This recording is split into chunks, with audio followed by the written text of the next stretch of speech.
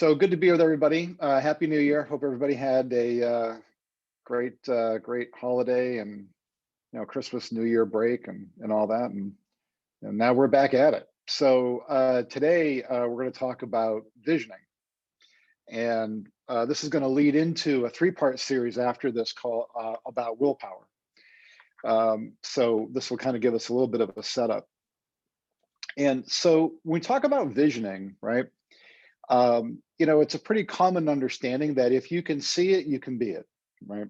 And the ability to visualize is so important in our ability to be able to make progress on things, achieve our goals, develop lifestyles, health, all those types of things. And so it's the visioning piece is as ancient as we are, and I just want to kind of give you a little bit of history around it, a little bit of science.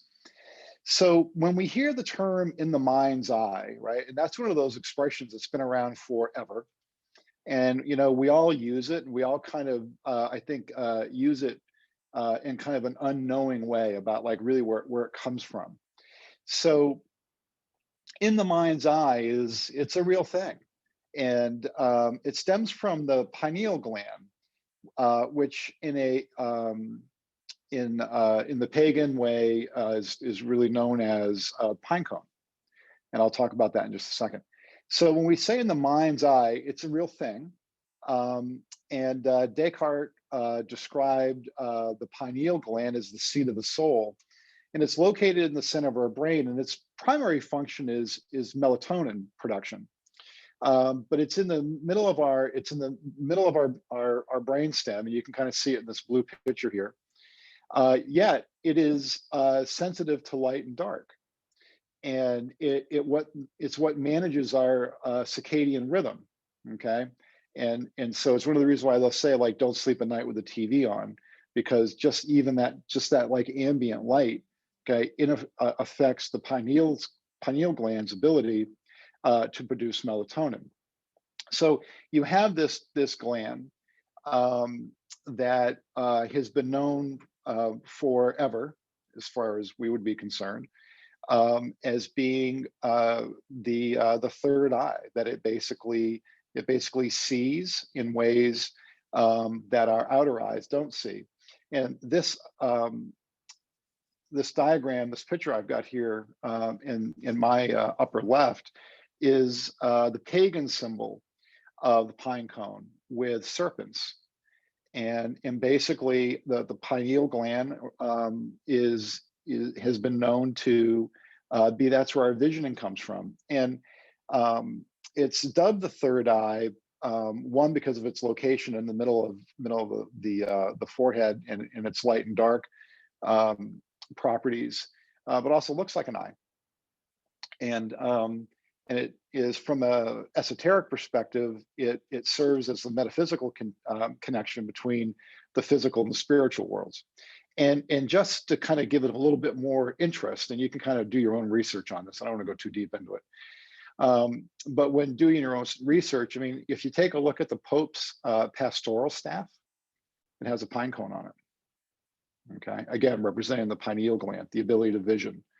And when you go to the Vatican, there is a whole statue, a whole courtyard dedicated to the pineal gland. And I've actually stood right here at the base of this.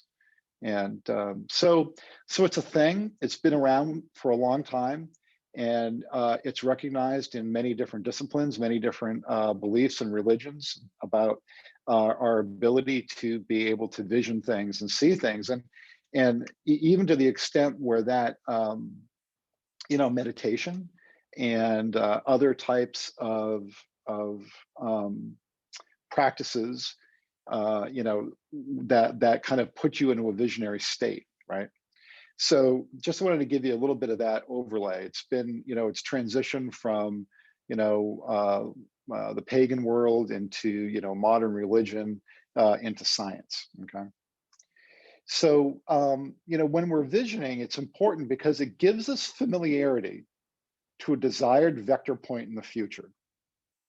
So when we're visioning, I just want to repeat that, What it's doing, it's just giving us familiarity. We're building a picture that we can identify with, okay, to some vector point in the future.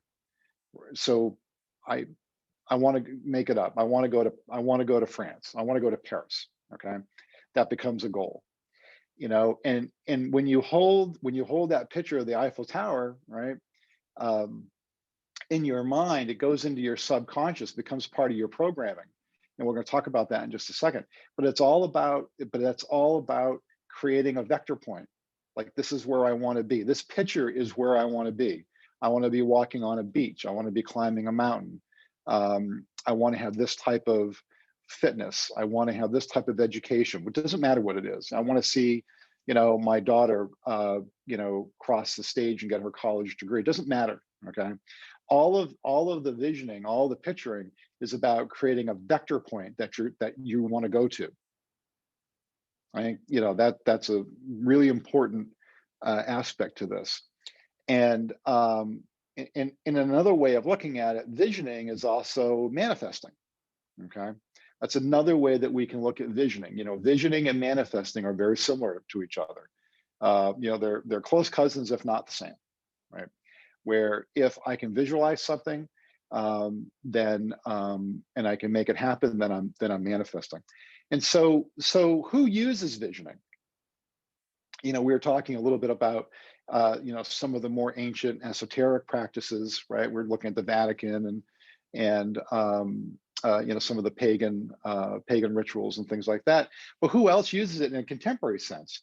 So if you take a look at some of the aerial acrobatic teams, or the Blue Angels or the Thunderbirds, now they just don't hop in their jets and practice. Okay, if you take a look at how they're flying wingtip to wingtip, in some instances, wingtip to wingtip is no more than 18 inches when you're flying at hundreds of miles an hour. And so what do they do before performances? They literally close their eyes and they visualize it. The team leader will talk the team through it, where they can actually visualize what they're doing while they're in the air. Same thing with the Navy SEALs. They do a lot of visioning. It's called being in the flow. That's another term for it. Actors, actresses, and athletes do the same thing. And there's all sorts of studies about people who visualize themselves actually lifting weights, although they're not doing it, and they actually gain body strength.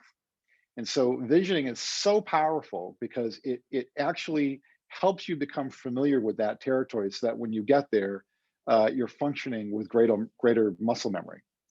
And so it gets used all over the place. And there's some really good books on it. There's one book called Flow, and and it's interesting. Different organizations use it. The military uses it. I mean, we kind of look at the military sometimes and think, well, why would they be interested in meditation, or why would they be interested in team flow and things like that? It's like, well, that's a life or death experience, right? And it's the same thing with athletes, right? Where they're practicing mentally, they're mentally rehearsing, okay? Because when they get there and they got to start doing things, they want it to be muscle memory, right? They want to be unconsciously competent when they get there. So visioning is used all over the place, and I think it's one of those things that kind of hides in plain sight. It's such a simple thing to do. It's not that complicated, and we all, I think, sometimes make it more complicated, which is kind of what we do, right, as a species. But it gets used everywhere. Now, one place I don't think it got used was with these guys. I don't think these guys quite were using the visualization, but maybe. Okay, so let's do a deep dive. So when we visualize, we're creating an image that can be implanted in our subconscious. Now, it's important to understand that up to 90% of all of our actions are coming from our subconscious, and actually very little of our actions come from conscious intent. Okay, 10%, 5%, depends what the number is, who you're listening to. But most of our actions, right, 90% of them come from our subconscious mind. All right, and our conscious mind, okay, really only operates in our five senses: taste, touch, sight, sound, smell. That's kind of what our conscious mind does. It's what our conscious mind reacts to, right? And so just by like will alone, okay, which is really more of your conscious mind, okay, it's going to be hard. It's going to be hard to accomplish something. So that's why the visualization becomes so important. Because if you were to think about our subconscious minds, think about it really like a computer program. So like if we were to go visit like Macy's.com, right? You're going to go to their website and you're going to see, so let's say you're looking for women's sweaters, right? And you go to the women's sweater part on the website. Well, it's giving you product details. It's giving you how to order it and sizes and all that other stuff, right? But that page on their website is really more like our conscious mind. Okay, it's giving us more of like the five senses, right? But it's a very small part of how an overall website functions. And so again, think about in the subconscious, right? The subconscious mind is really the programming of the website, which drives all the functionality. All right. And so the back end programming of a website is a lot like our subconscious mind. All right.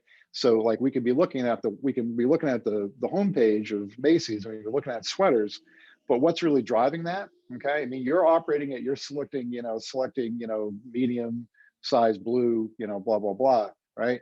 But there's all this programming that's happening behind it that you're not seeing. That's our subconscious mind. And we all have it. All right. And so our conscious intent doesn't really drive a whole lot. It's really our subconscious intent. And so when we talk about having to change the programming, okay, if we really want to have change, we have to change the programming. Okay. We can't just change the outside. We actually have to change the inside. And that's why visioning is so important. So visioning works, I'm going to call it north and south. Okay. So visioning works easily as well for what you want and what you don't want. So you have to kind of keep that in mind, right? And so if you're holding an image of what you don't want, then that will be the prevailing image that will drive your programming. Okay. So on the outside, right, in our conscious intent, if we say that I would like to be, financially independent, but on the inside, in our conscious mind, what we see is something other than that. Okay, we have some other vision of that, right? Of a checking account with not a lot of money in it, right? If that's what we're visualizing, okay, or the vision that we're holding, it doesn't matter what you say on the outside, it has to be on the inside. That's why the visioning becomes so important, because your subconscious mind doesn't recognize the don't want part of the image. So if you say I don't want poverty, but then your image is of poverty, then that's the image that you've got. It doesn't recognize it. The programming, the operational system doesn't recognize don't want, or I don't want to have, or I hope I don't get. All those words don't mean anything. Okay, you actually have to hold the vision that you want. And so that's how you start to change the programming of your subconscious mind, is by putting in a constant vision about what you want. And you got to do it many times a day. Catch yourself all the time until that becomes the vision. And once you've done that, now you've changed the programming for a different outcome. Okay. And the last step to that is by merging together, okay, the vision and also the emotion with it. So when you merge the vision and the emotion together, okay, it's that feeling, like that feeling like when you've accomplished something, or that feeling when you've reached some financial goal, right? And when you marry not only the vision with the emotion of that, okay, of that feeling, then you've basically bonded, okay, to your subconscious, that vision. And so it's really all about how do we change our programming. And we've talked about this before, right? The average person has somewhere between 60 and 80 thoughts a day, 60 to 80,000 thoughts a day, and 80% of them are the same as the day before. So what's an effective way to change this? change the vision, right? Changing the vision, implanting a different vision of an outcome that you want, that changes the programming. So it's a fun topic, and I think some of the discipline around it is understanding in the languaging, where things like, well, I don't want. It doesn't understand I don't want. That's like a really important part of this thing. So like if you say, well, I don't want poverty, okay, or I don't want to be ill, all right, ill is what gets planted. The I don't want doesn't matter. So you have to invert it, and you have to have a picture of yourself, at the gym or walking on the beach or on hiking or biking or something like that, okay? And you have to have that positive image. But understand that our subconscious mind is really identical to a computer. And in a lot of ways, a lot of the things that we create as a species, right? Like take computers, really are really meant to replicate the mind, right? And how the mind works. And so, being able to change our programming through visioning is really the fastest way to get better outcomes. So let's see, any questions or comments? And the mind's eye piece, that's worth doing a little bit of research on your own.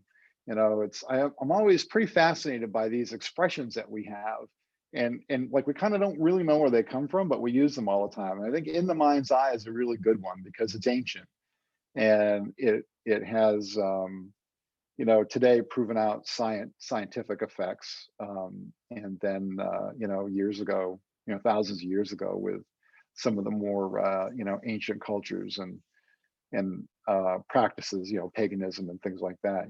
It had its origins there. So I think it's really fascinating. I always have this.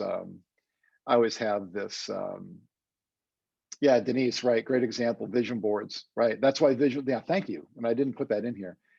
Thank you for bringing that up. Yeah, vision boards. I mean, that's why vision boards are so popular. Is that it actually helps you visualize what you want. And I always think it's interesting, like like this expression that we use all the time, that the road to hell is paved with good intentions. And that's obviously ancient. I just somehow have this picture of some Greek or Roman in a long white toga or tunic, sitting on the side of the road with his head in his hands, saying, "Oh, I wish I had done this differently." So some of these expressions we use, they are really rooted in fact. So yeah, thanks again for the visioning board topic. That was a good catch. Anything else? All right, well, good to be with everybody. Have a great week. And next Monday, we will start on willpower. That'll be a lot of fun. Take care.